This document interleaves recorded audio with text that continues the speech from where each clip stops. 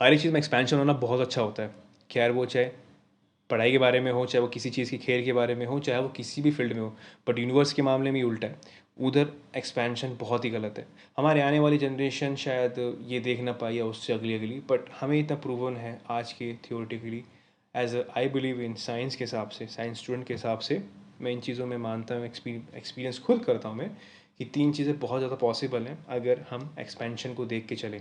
उन तीन चीज़ों में हम काफ़ी कुछ इंक्लूड कर लेते हैं। So hey guys listening my podcast on universe expansion. जब से हमने होश संभाला है, हमने ज़्यादा डिस्कवरी बाहर की करी है यूनिवर्स की एज़ कम्पेयर टू अवर अर्थ से। हमें इतना पता भी नहीं जितना हमें यूनिवर्स के बारे में पता है, जितना हमें समुद्र के बारे में पता ही नहीं है। सरफेस के बारे में नहीं पता है दरअसल। सो यूनिवर्स का एक्सपेंशन होना बहुत पहले स्टार्ट हो गया था, जब बिग बैंग हुआ था। बिग बैंग के शुरुआती पल हमें ये लग रहा था, हमारी थियोरेटिकल रिसर्च ये कहती थी कि एक ऐसी फोर्स ने उत्पन्न हमें किया है जो कि बहुत ज़्यादा पावरफुल थी, जिससे यूनिवर्स, गैलेक्सीज, ग्रेव काफ़ी कुछ चीज़ें बनी। फंडामेंटल फिजिक्स या थ्योरीज हमारी वहाँ प्रूवन हुई थी, जो बनना स्टार्ट हुई है। पर जब से हबल टेलीस्कोप ने डिस्कवरी की है कि अब ये एक्सपेंशन बढ़ता जा रहा है, क्योंकि काफ़ी टाइम से चलती है एनर्जी, एक दिन रुक तो जानी चाहिए, पर वो बढ़ती जा रही है। सो वो क्या क्रिएट कर सकती है, सो व्हाट शुड हैपन या what should be created in this thing, मतलब वो, मतलब क्या क्रिएशंस को प्रॉब्लम कर सकती है। सो पहली है बिग रिप। कहने का मतलब है कि एक ऐसा एक्सपेंशन होता जाएगा कि सारी की सारी गैलेक्सीज टूटती चली जाएंगी। जैसे कि हम कोई जाला लेते हैं मकड़ी का, अगर उसे हम खींचते हैं तो वो एक जगह पे टूट जाता है, जहाँ वीकनेस पड़ जाती है। वैसे जब गैलेक्सीज अपने आसपास के एरियाज़ में बढ़ना स्टार्ट करेगी, एक्सपेंशन स्टार्ट करेगी, तो जो मैसिव ब्लैक होल को होल्ड करके रख रहे हैं वो भी टूट जाएंगे। क्योंकि डार्क एनर्जी से, एक ऐसी इनविजिबल एनर्जी जो हमें दिखती नहीं है बट एग्जिस्ट करती है यूनिवर्स के स्केल के हिसाब से, क्योंकि वो एक ऐसी चीज़ है जो कि हर एक चीज़ को एक्सपैंड कर रही है। इसको हमने देखा नहीं है, हमने इवन एक्सपेरिमेंट करा भी नहीं परफॉर्म, बट हमें थियोरेटिकली इसको एग्जिस्ट करके चलते हैं।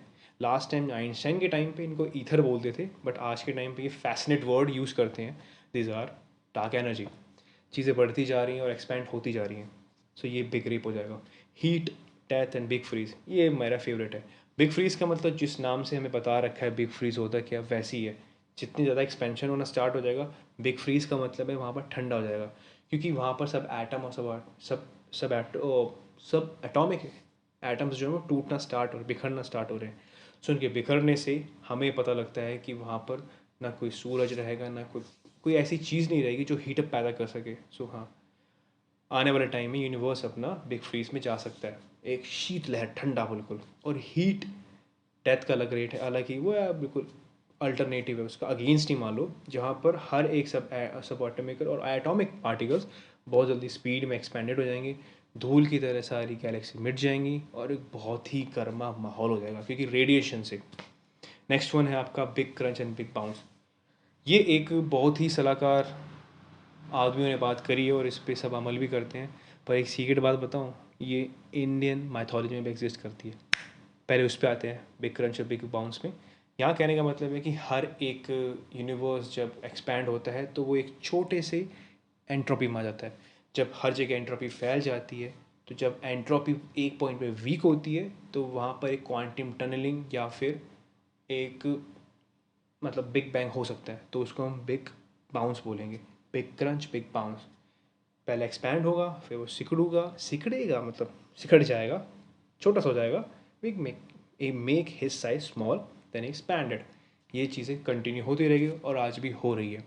हमारे इंडियन माइथोलॉजी में ये कहा गया है कि जो हमारे चार युग हैं, चारों युग मेरे को याद नहीं, बट अभी लेटेस्ट जो चल रहा है वो आपका है द्वापर युग, मतलब इसमें जो भी चल रहा है, चौथा मुझे याद भी नहीं है। तो जैसे ही वो ख़त्म होगा तो उसके बाद वो बिग बैंग हो जाएगा, मतलब वो एक साल कंप्लीट होगा, एक दिन आपका उसका, ब्रह्मा जी, विष्णु जी का। सो ये चीज़ चलती आ रही है। सो 4,60,000 अभी साल बचे हैं हमारे पास, तो इतने टाइम में तो आराम से निकल जाएगा।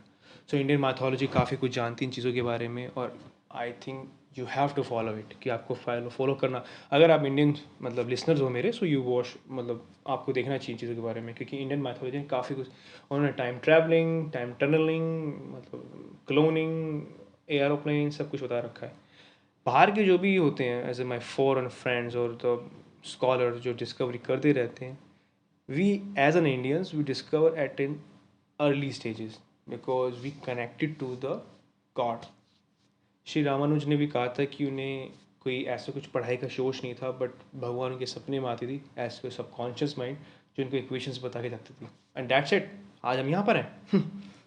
सो हाँ, प्लीज़ जस्ट सब्सक्राइब नहीं तो इसको देख लो, लाइक करो, ताकि अगली कोई वीडियो या फिर पॉडकास्ट आए मैं अपने लिसनर से अच्छी तरह बात कर सकूँ. और just keep watching and keep listening on universe.